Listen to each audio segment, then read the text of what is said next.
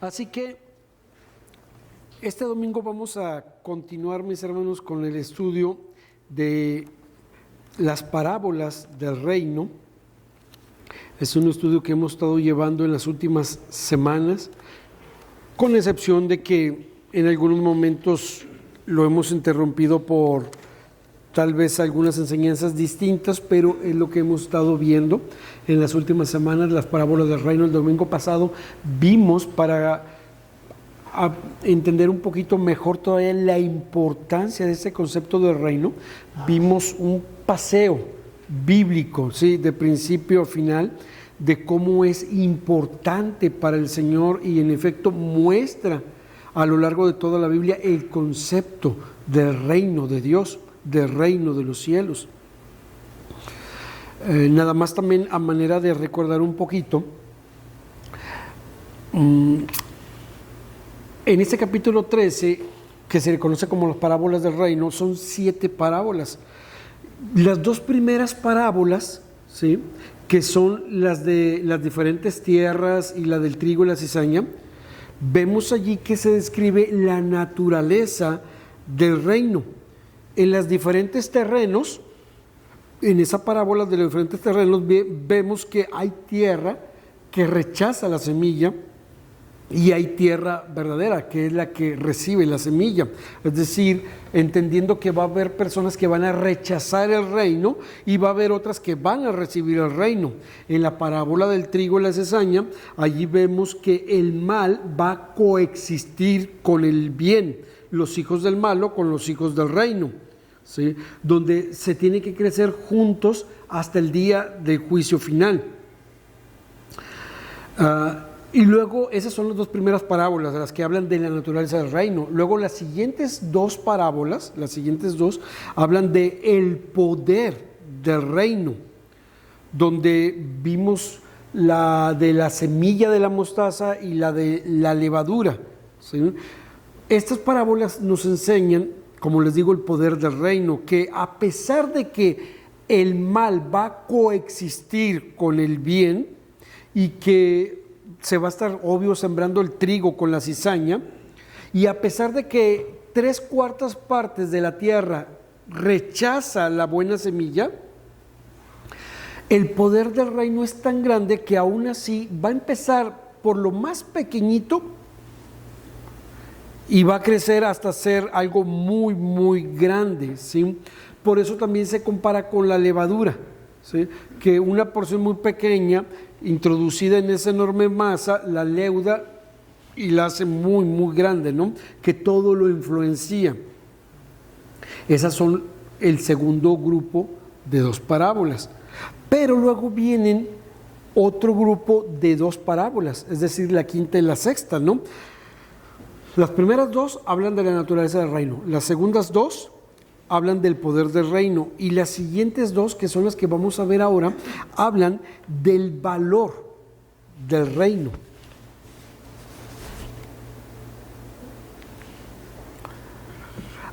Versículo 44, Mateo 13, 44, 45, dice así: además, el reino de los cielos es semejante a un tesoro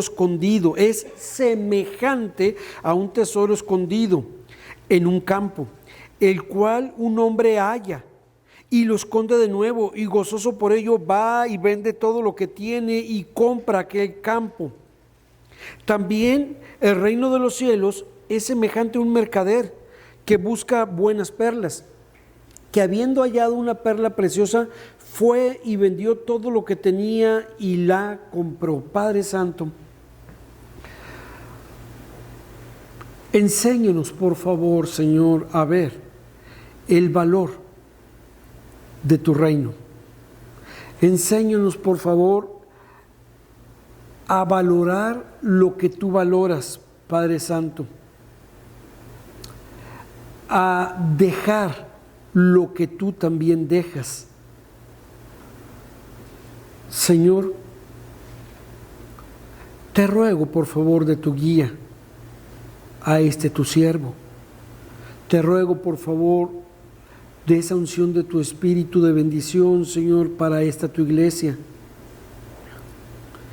Y que al final nunca sobresalga el predicador, sino tu palabra y tu gloria, Señor. Que si venimos con ciertos apuros, que si venimos con ciertas angustias, con ciertos pesares o carencias, que en este momento, Señor, te ruego que hallemos un consuelo enorme en tu palabra y en tus promesas. En nombre de Cristo Jesús, amén. Así que en la primera parábola, que se le conoce como la del tesoro escondido, se le compara al reino de los cielos. Dice que es semejante a un tesoro escondido en un campo.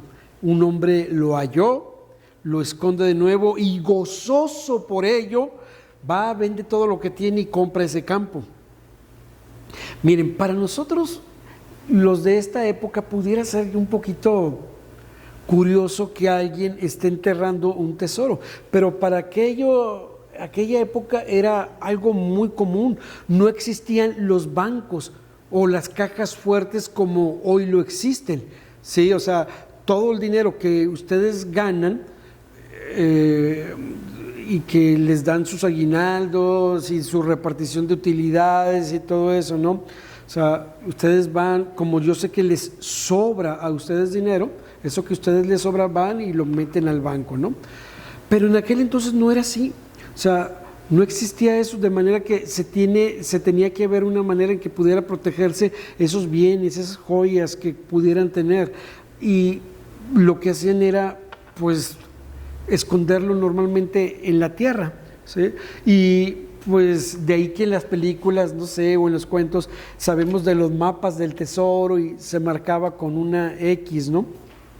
En el mapa, no en la tierra.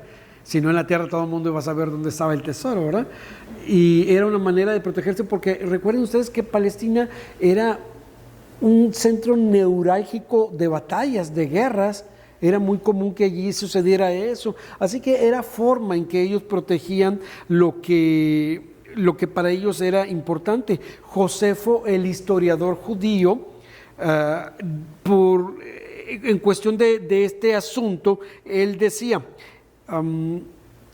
el oro y la plata y el resto de los muebles más preciados que los judíos tenían y que los dueños atesoraban bajo la tierra, era hecho para resistir las fortunas o los infortunios de la guerra, ¿sí? O sea, Josefo explicaba que esto sucedía y por qué era así, ¿no?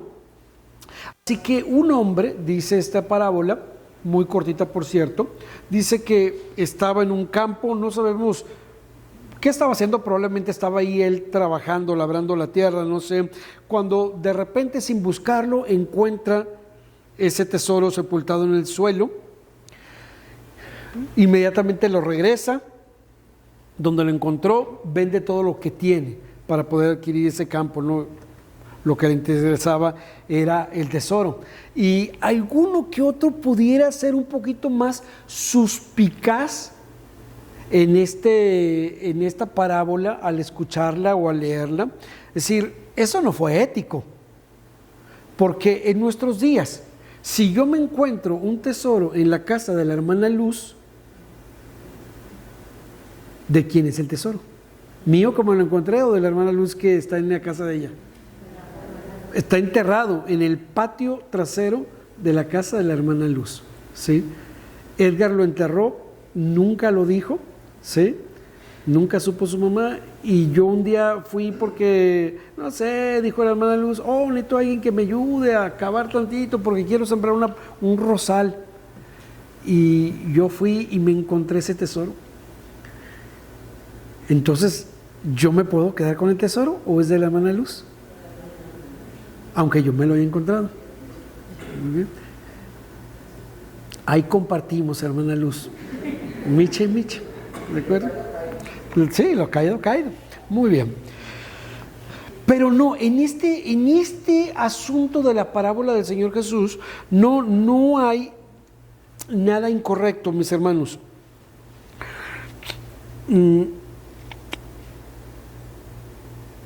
¿Por qué?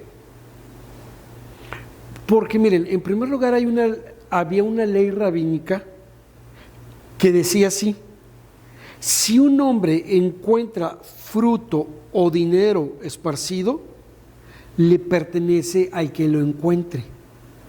No lo estaba encontrando dentro de una casa, sino en un terreno, ¿sí? Y la ley rabínica decía: el que lo encuentra, le pertenece a él. Así que no, el hombre no estaba actuando de una forma con falta de ética. No estaba haciendo eso el hombre. En segundo lugar, si hubiera sido de ese hombre, pues no hubiera vendido el terreno o hubiera ido por su tesoro, ¿sí? El dueño de ese terreno. Bueno, sí te lo vendo. Pero si hubiera sido de él, él hubiera sabido que ahí estaba su tesoro, él lo hubiera sacado o no lo hubiera vendido, ¿sí? Y en tercero, este hombre, el que lo encontró, vemos que sí era un hombre justo, porque si no hubiera sido este hombre así, el que lo encontró, es decir, hubiera sido un hombre injusto cuando encontró ese tesoro, pues ¿qué es lo más lógico que él hubiera hecho cuando encontraba el tesoro? Sacarlo y llevárselo, ¿sí? O sea, hubiera hecho eso. Y sin embargo, este hombre lo vuelve a guardar y vende todo lo que tiene y le compra el terreno al dueño, ¿sí? O sea, realmente no estaba él actuando de manera impropia, este hombre, ¿no? Pero este no es el asunto primordial de la parábola, ¿sí? No era ver si este hombre era injusto o no era injusto, honesto o deshonesto. Este no es el asunto del que trata verdaderamente la parábola. Tenemos que entender esto, que en una parábola no te fijes en todos los detalles. O sea, están puestos allí, pero para indicar una verdad, apunta hacia una verdad, ¿sí? No para que te fijes en cada detalle de la parábola. Hay que aprender eso, mis hermanos, ¿sí? Que los detalles que están puestos en la parábola son secundarios y están puestos allí para que juntos esos detalles te apunten a una realidad primordial, a una enseñanza primaria. Así que las parábolas tienen una lección especial y todo lo demás es secundario. Ok. Entonces, ¿cuál es el tema de esta parábola? Lo principal de esta parábola, y es el gozo por el descubrimiento que este hombre hace y está dispuesto a renunciar a todo lo que tiene con tal de que ese tesoro le pertenezca. Ese es el asunto de esta parábola. El gozo por lo que descubrió y está dispuesto a dejar todo con tal de tener ese tesoro. Ese es el tema principal de esta parábola. La prioridad del reino, mis hermanos, es que es de tanto valor el reino que vale la pena el sacrificar todo para obtener el reino.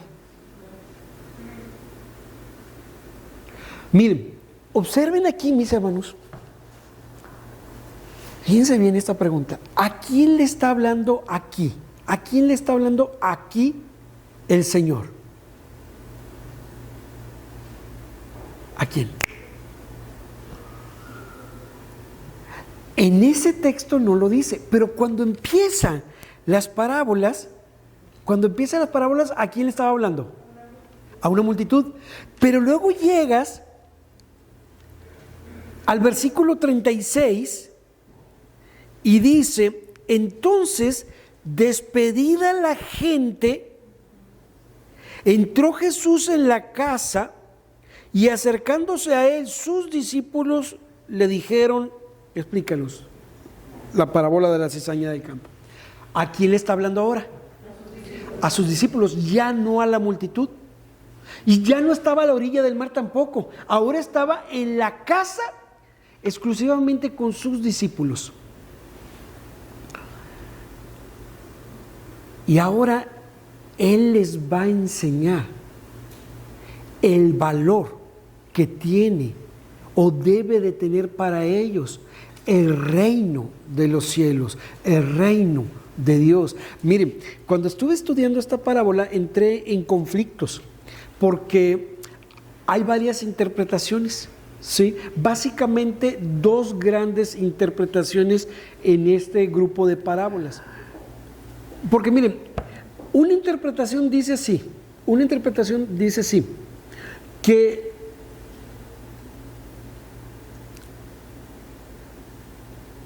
el hombre es el que puede comprar, por lo tanto, o mejor dicho, dejar todo para que por él, o sea, por esfuerzo de él mismo, al vender todo, compre ese campo con el tesoro. Así que algunos dicen, o sea, entonces sí puedes comprar, o sea, sí está en tus manos el poder hacer algo para obtener la salvación, ¿sí? Lo mismo el ejemplo en la perla, ¿no? De gran precio. Pero otra versión dice, o sea, otra interpretación, mejor dicho, otra interpretación dice, no puede ser así porque la salvación no la puedes comprar. ¿Sí? ¿Cómo puedes comprar a Cristo? No hay nada que el hombre pueda hacer para ganarse a Cristo. Y por lo tanto, otra interpretación dice que este hombre que encontró el tesoro, este hombre es el Señor Jesucristo, ¿sí? Que Él fue el que vendió todo, es decir, dejó todo lo que tenía para adquirirnos a nosotros como su gran tesoro. Y adquirirnos a nosotros, Él era el que nos buscó a nosotros como esa perla de gran precio que somos nosotros.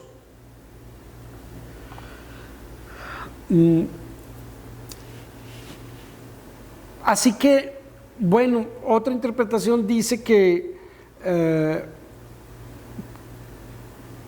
bueno, sí, esa misma interpretación, o algunos otros dicen, no, pues que ese tesoro escondido es Israel, porque en algunos pasajes de Salmos se le ve a Israel como un gran tesoro, y dicen que la perla de gran precio, pues es la iglesia. La verdad es que tanto la primera interpretación, que es el hombre que puede adquirir la salvación, como la segunda, que dice que es Cristo el que dejó todo para adquirirnos a nosotros, o sea, en mi parecer, esta es una opinión muy mía, ¿sí? Muy mía. En mi parecer siento que las dos están un poquito forzadas.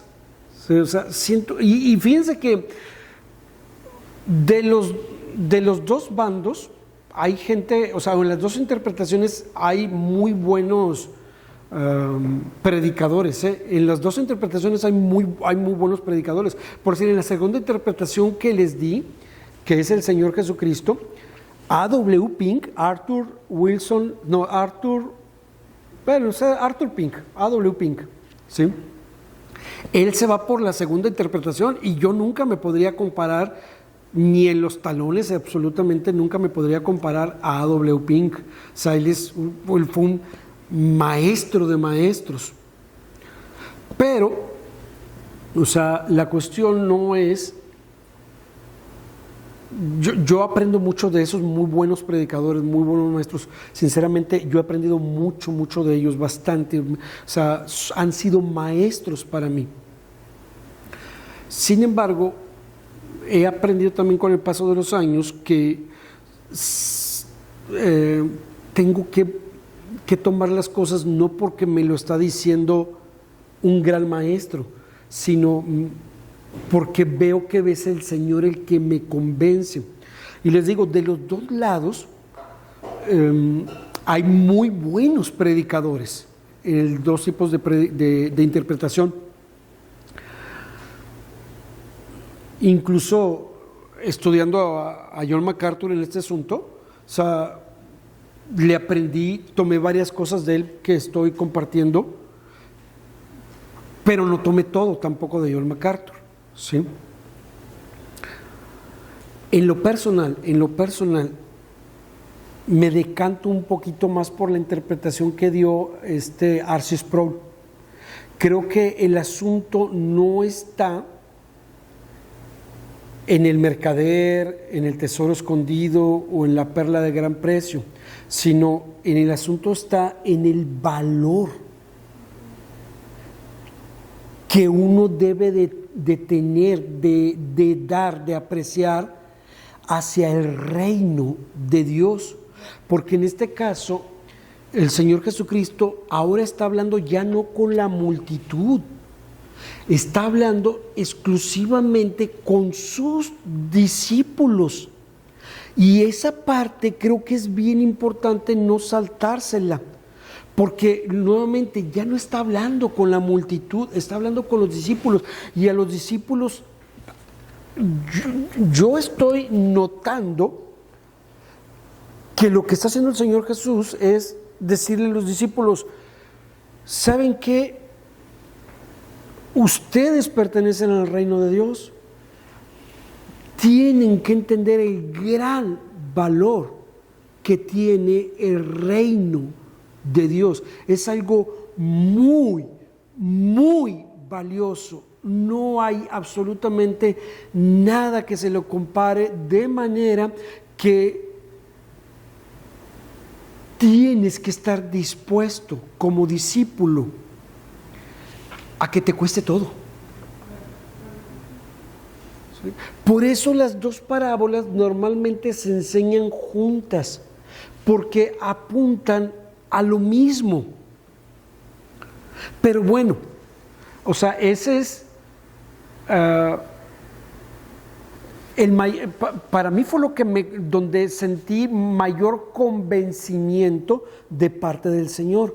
Sin embargo, mis hermanos, si ustedes lo quieren también estudiar y al ver interpretaciones de algunos otros muy buenos maestros, son convencidos de mejor manera por Dios en esa ayuda con muy buenos maestros, como en el caso de Pink, en el caso de John MacArthur, de algunos otros, o sea, y son convencidos, pues adelante, mis hermanos. O sea, yo no estoy diciendo que yo tenga toda la razón del mundo y que ellos están equivocados, no, muy probablemente ellos tengan razón, ¿sí? O sea, y yo no soy en este caso mucho más sabio que ellos. Sin embargo, tengo que ser honesto, o sea,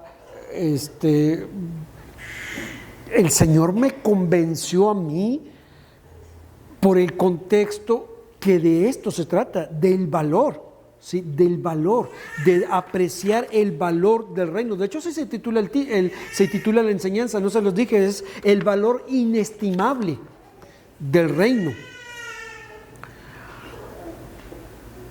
Y encontramos entonces que esta es una paradoja,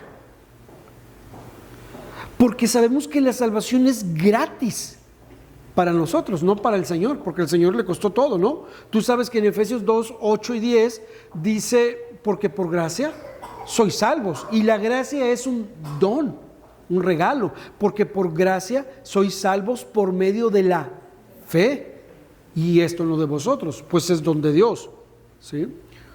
O sea, es cierto que la salvación es gratis y sin embargo nos cuesta todo.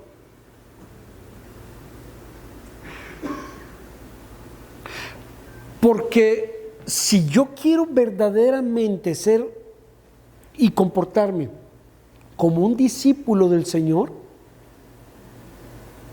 cuesta mucho o todo.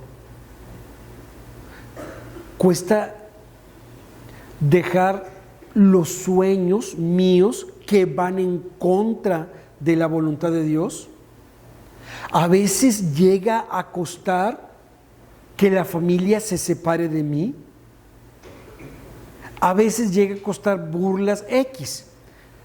Llega a costar dejar mis pecados. Pero noten que este hombre que encontró el tesoro, dice en ese versículo 44, dice que encontró un tesoro escondido, ¿no?, en un campo, el cual un hombre halla y lo esconde de nuevo, y gozoso por ello va y vende todo lo que tiene, ¿no?, para comprar ese campo.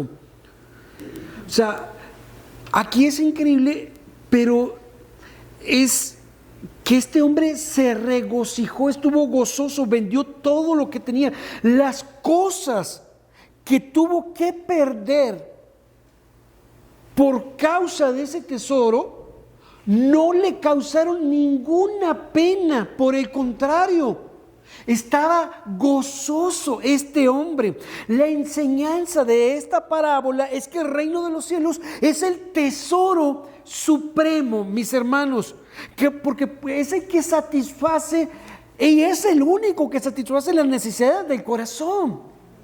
Y entonces cuando podemos entender que Pablo dijo, lo que Pablo dijo en Filipenses capítulo 3, versículo 8 al 9, Filipenses 3, 8 al 9, lo voy a leer.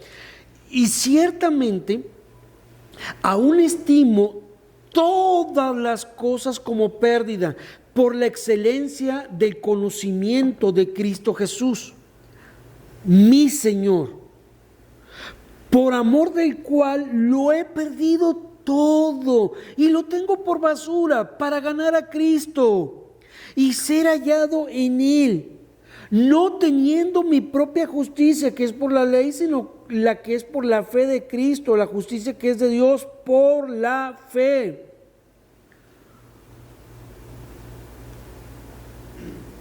De esto se trata. Es de tanto valor este tesoro, este reino, que el mismo Pablo decía, todas las cosas las tengo como pérdida, como basura. Y váigame que a Pablo le ocurrió precisamente, o mejor dicho, a Saulo le ocurrió esto. Él también encontró este tesoro sin estarlo buscando en camino a Damasco. Cuando iba a prender a los santos, le ocurrió que encontró este tesoro. Espero que todo el mundo entienda por qué lo estoy diciendo, ¿verdad? Porque fue el Señor Jesucristo el que se le apareció en esa luz, ¿se acuerdan? Y Pablo no iba en eso. Así que deberíamos de captar su única e importante lección en estas parábolas. Es el valor incalculable de las salvaciones, de la salvación para quienes lo han descubierto, para quienes tienen la posesión de ese tesoro. Y aún más, ni la buscamos, caray. La segunda parábola, la de la perla, va por también allí en ese mismo tenor. Dice, también el reino de los cielos es semejante a un mercader que busca buenas perlas. Un mercader es un negociante, el que se dedicaba a eso, ¿no?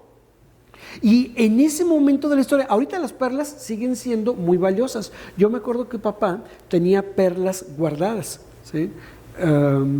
Tenía perlas muy claritas, ¿sí? Bueno, váigame, aperladas, ¿verdad? De ahí viene el color aperlado, ¿no? Pero papá como que le gustaban mucho las perlas y tenía perlas de diferentes colores. Había unas perlas que eran negras. No sé si sea correcto identificarlas con ese nombre, como por decir un caballo, no le dices que es un caballo negro. ¿De qué color se le menciona el caballo? Azabache. Sí saben que no se le decir un caballo negro, no es caballo negro, es un caballo azabache. No sé si en el caso de la perla, a lo mejor sí es correcto decirles perlas negras. Mi papá tenía perlas negras, ¿sí? O sea, y diferentes tamaños. Las perlas, ya no supe qué pasó con esas perlas, la verdad no me acuerdo. Este hombre era un mercader, se dedicaba a eso, y dice en ese versículo 46 que habiendo hallado una perla preciosa, fue y vendió todo lo que tenía y la compró. Es interesante notar que en estas dos parábolas, tanto el hombre que encontró el tesoro como el mercader, ¿sí?, en estas dos, los dos hombres hicieron exactamente lo mismo. Vendieron todo. El primer hombre compró el campo, el segundo hombre también vendió todo y compró esta perla de gran precio. Así que estas dos parábolas, mis hermanos, están diseñadas para enseñarnos el valor incomparable del reino del Señor. Cuando estamos hablando acerca del reino, mis hermanos, estamos hablando acerca, sí, de la salvación, sí, del Señor Jesucristo también, y de que Él está también ofreciendo esta salvación, no como regalo. Entendemos lo preciado que es estar en el reino del Señor, lo preciado que es tener comunión con el Rey. El dinero nunca podría comprar esta salvación, nunca podría comprar esta comunión que tenemos con el Rey. Porque es un don de parte del Señor, es algo gratuito. No hay forma de comprar la salvación, no hay forma de comprar mi relación con el Señor. No puedo hacer absolutamente nada para obtener este reino, porque es solamente por gracia, por fe en el Señor Jesucristo. No se puede hacer ninguna otra cosa más. Y aún la fe es un don de Dios. Y vemos el ejemplo del etíope, el eunuco, al cual le predicó este Felipe. Obtuvo la salvación por fe solamente. O Cornelio, al cual le predicó Pedro, ¿sí? Fue solamente por fe. O a esta Lidia, la vendedora de púrpura, fue solamente por fe. Aunque ningún sacrificio, mis hermanos, es demasiado grande para poder apreciar este reino, no se trata, mis hermanos, que el enfoque de la enseñanza es negativo, es decir, privarse de algo, sino es el tener el gozo, porque encontraste algo de valor infinito. No se trata en primer lugar de lo que te estás privando, sino del gozo, de entender de algo que es de sumo valor.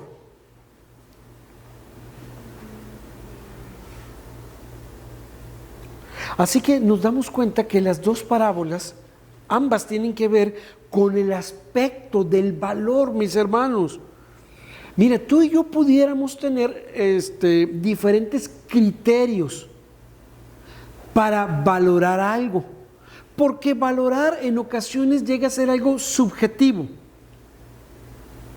Por decir, yo todavía sigo teniendo una chamarra militar completamente. O sea, ustedes saben que el color militar es un verde militar, así se le llama, ¿sí?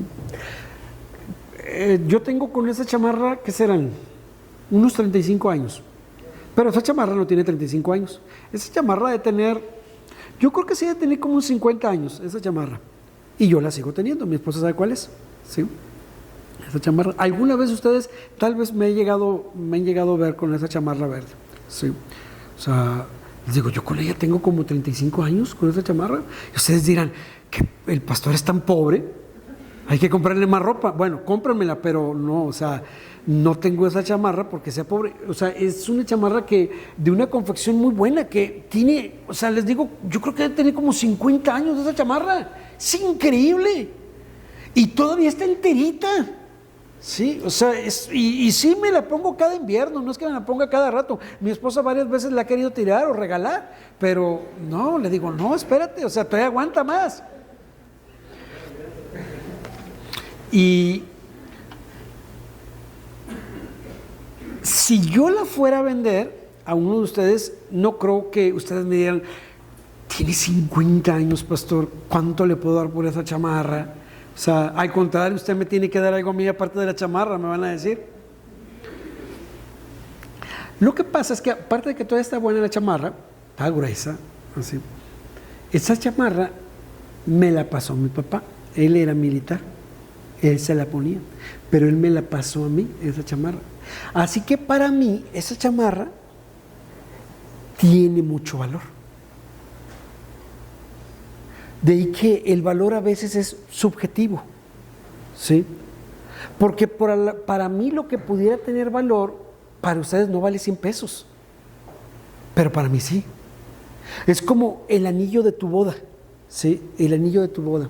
Vamos a suponer que tu anillo de boda, vamos a suponer que valió, no sé, 10,000 pesos al día de ahora. O sea, puede valer más definitivamente, y más si tiene diamantes, ¿sí? O sea, puede valer mucho más definitivamente. Pero supongamos ahorita, 2023, supongamos que 10,000 pesos. Ok.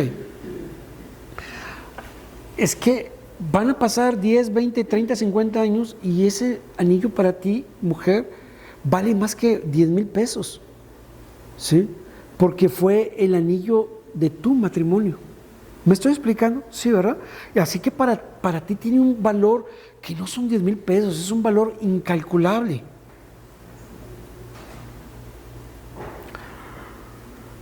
Así, mis hermanos, cuando hablamos del reino del Señor, estamos hablando de algo que tiene gran valor, incomparable valor, que es altamente significativo para nosotros, que no puede haber algo más valioso que el reino de Dios. Habrá muchas cosas que para nosotros tengan valor, pero lo que está enseñando aquí el Señor Jesucristo es que el reino de los cielos, el reino de Dios, es lo más valioso que pudiste haber encontrado. Y que vale la pena, por lo tanto, que te cueste todo con tal de tener ese reino.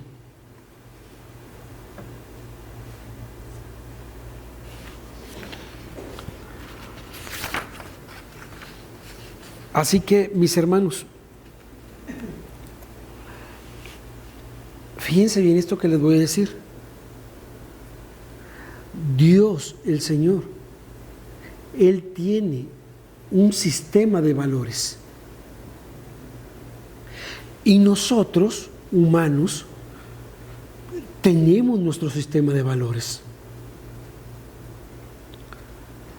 Y los de los humanos, nuestro sistema de valores, resulta que no siempre están de acuerdo con el sistema de valores de Dios.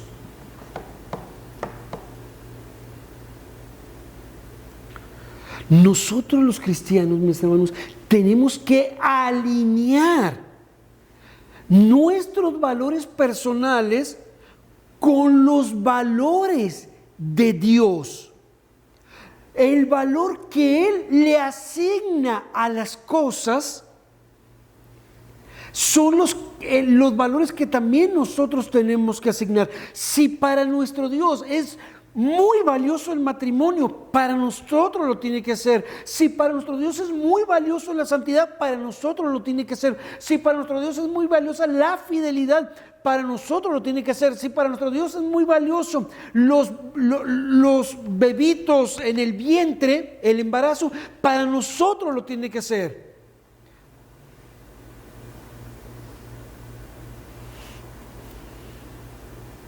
Cuando el Señor Jesucristo anunció el reino de Dios, estaba anunciando algo de valor inestimable para las personas. La mayor parte no pueden comprender el valor que tiene el reino de Dios, mis hermanos. Así que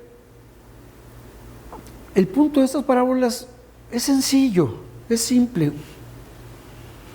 Este hombre encontró algo que era tan valioso que nada sería suficiente para él hasta que no poseyera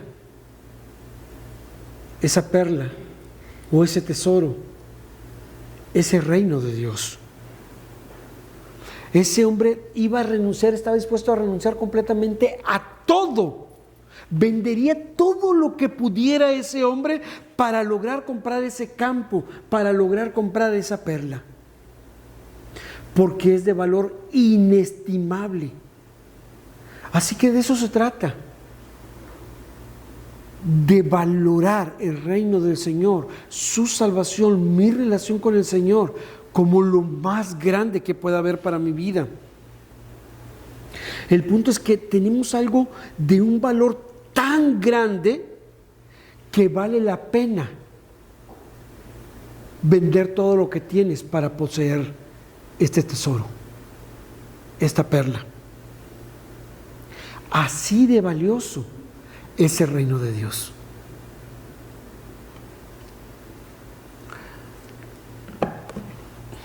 Entonces, encontramos en Mateo 16:26. Fíjense, Mateo 16:26.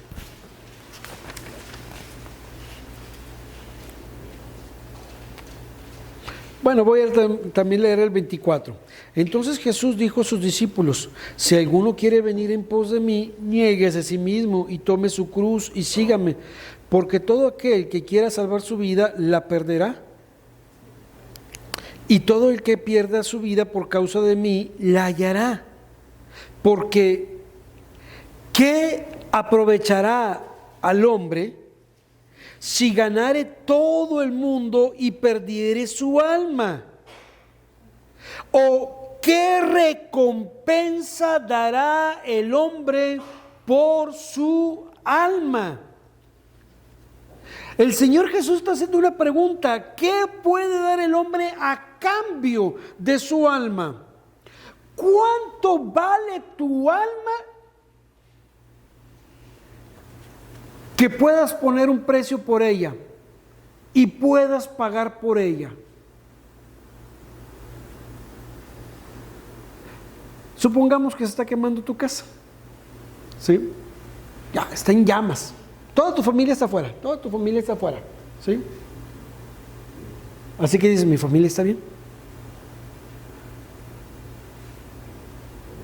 Pero si tú te metieras a querer rescatar algo, ¿qué cosas rescatarías de ese fuego para que no se queme? Piénsalo, sí, te doy 2 segundos. ¿Qué cosas rescatarías tú?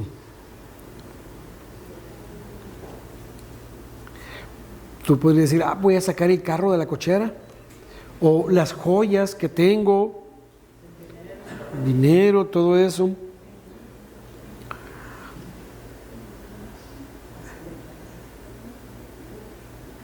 Seguramente también vas a querer rescatar lo que no puedes reemplazar.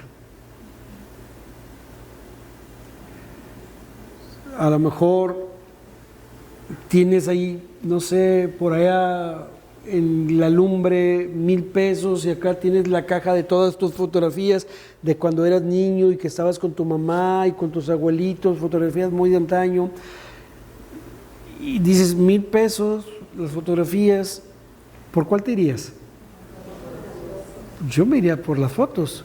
Los 1,000 pesos, como quiera que sea, ustedes me van a dar una ofrenda de amor y ya lo recupero, pero las fotos ya no, o sea, no las voy a recuperar. Esos eran mis recuerdos, mis memorias, ¿sí? ¿Qué tan importante es para ti tu alma? Porque no la puedes rescatar. O sea, no la puedes sustituir con nada. No la puedes reemplazar con nada. Así que pregunta al Señor Jesucristo: ¿qué darás a cambio por tu alma? Si la llegas a perder, ¿qué puedes dar a cambio por ella? No hay nada que puedas dar por ella.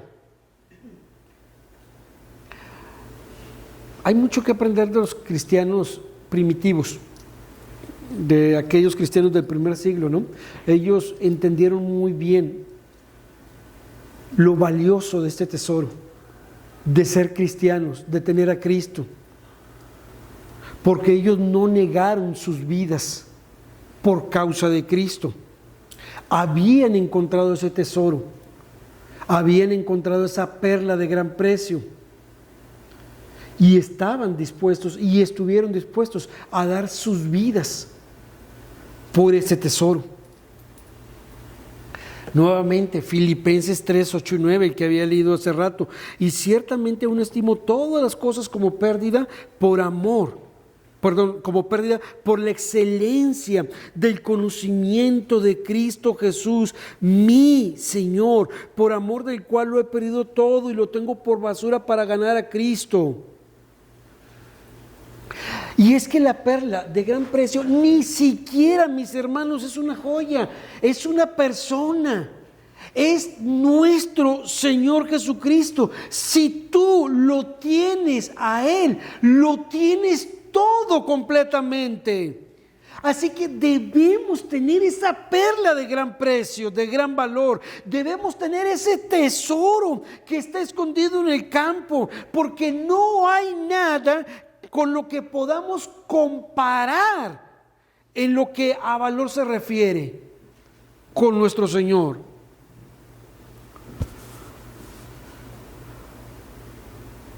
Nuestros valores, tus valores, se alinean con los valores de Dios.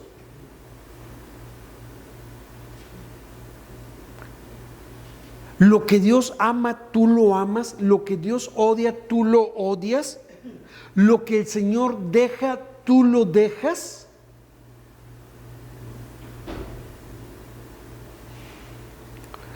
Mis hermanos,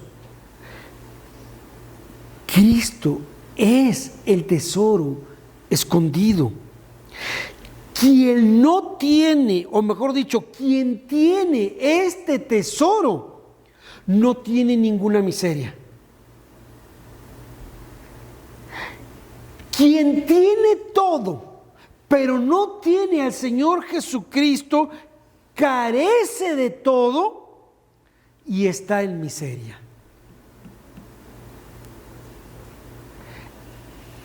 Él es el tesoro. No hay nada mayor que Él. Este reino, este Señor, es el tesoro de incalculable valor. Es la mayor riqueza que puedes llegar a poseer. Dice en Filipenses 4:19, mi Dios pues suplirá todo lo que os falta conforme a sus riquezas en gloria en Cristo Jesús. O en Romanos 2:4, o menospreciáis las riquezas de su benignidad, paciencia y longanimidad, ignorando que su benignidad te guía al arrepentimiento. En el capítulo 9, versículo 23. Y para hacer notorias las riquezas de su gloria, las mostró para con los vasos de misericordia que Él preparó de antemano para gloria. O en el 11:33 también de Romanos, oh profundidad de las riquezas, de la sabiduría y de la ciencia de Dios, cuán insondables son sus juicios e inescrutables sus caminos.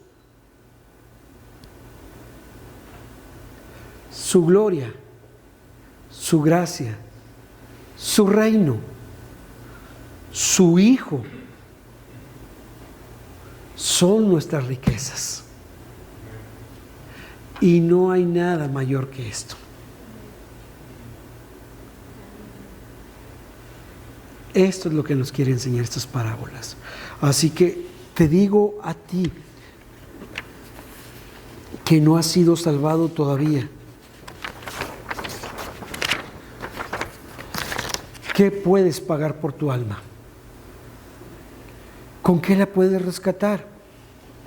Con nada. El único que puede salvar tu alma es el Señor Jesucristo. Las riquezas de su gracia, su perdón, porque Él dejó todo para el perdón de tus pecados.